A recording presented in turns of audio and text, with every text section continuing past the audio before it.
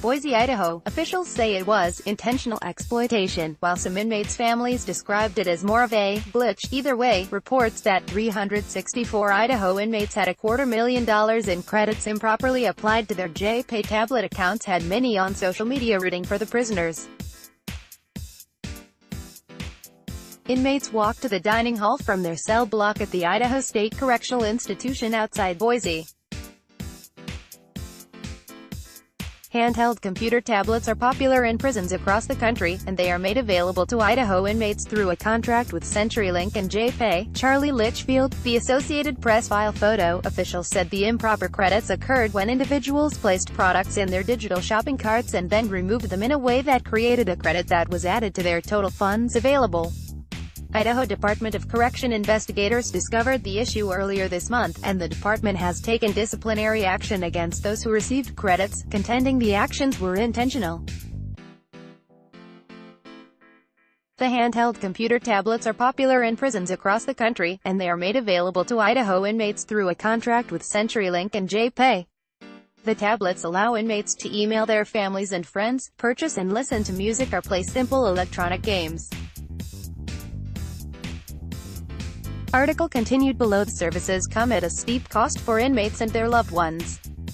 For example, sending a one-page email from an Idaho prison costs about 50 cents US. Idaho inmates who have prison jobs make between 10 and 90 cents an hour. That means some inmates must work 5 hours to afford to send one email. Cheaper options aren't available because JPay and similar companies negotiate with prison facilities to hold monopoly contracts that make them the only provider of email and other services.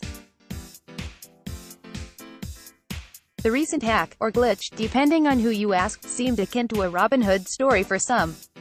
Kara Berg-Powers, executive director of the Transformative Culture Project in Massachusetts, was among those voicing support for the inmates on Twitter, because we keep using technology and private corporations to make experiences for prisoners and their loved ones less and less humane, she wrote in one tweet. She went on to say the inmates should all be offered coding jobs, and joked that the credits likely were only enough to purchase a single bag of chips.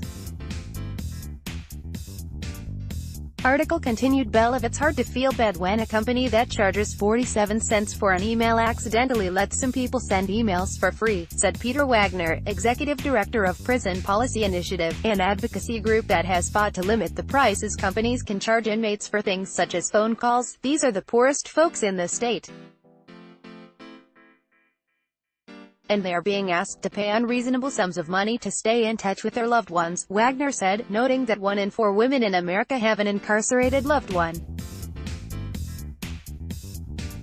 JPay spokesperson Jade Trombetta said in a prepared statement that the company invests millions of dollars to create secure products and pointed out that the price of an email typically runs less than a stamp. These products help incarcerated Americans stay connected with loved ones, provide access to educational tools, assist in the rehabilitation process, and offer other services that would otherwise be unavailable in jails and prisons, Trombetta said. Idaho Department of Corrections spokesperson Jeffrey has stressed that the agency believes inmates deliberately took advantage of the issue to boost their own accounts. This conduct was intentional, not accidental.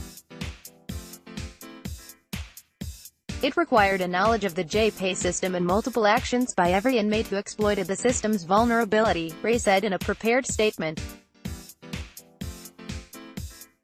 Of the 364 inmates who allegedly exploited the issue, 50 credited their accounts in amounts exceeding $1,000. One inmate had a credit that was just under $10,000. In all, a total of nearly $225,000 was directed into inmate accounts. Ray said the inmates involved were being given disciplinary offense reports by prison officials, which means they could lose privileges or be moved to stricter security classification levels. The disciplinary reports can also hurt an inmate's chance of receiving parole. Melissa King of Douglasville, Georgia, said her brother, an Idaho inmate, is nearing his release date but now fears he won't get out because he received a disciplinary report after receiving a $380 credit from JPay. She said her brother described the credit as a misapplied payment from JPay that he did nothing to obtain. I'm trying to get to the bottom of it from states away, King said. They're saying that it was basically a misapplied payment, something that can happen with your bank or anybody else. King said her family is willing to pay back the money, but first she wants an itemized statement from JPay showing the transfer and how it was spent. She says she's asked the company for a statement for 6 days but has yet to receive a response. Inmates often rely on deposits from families and friends into their JPay and other accounts.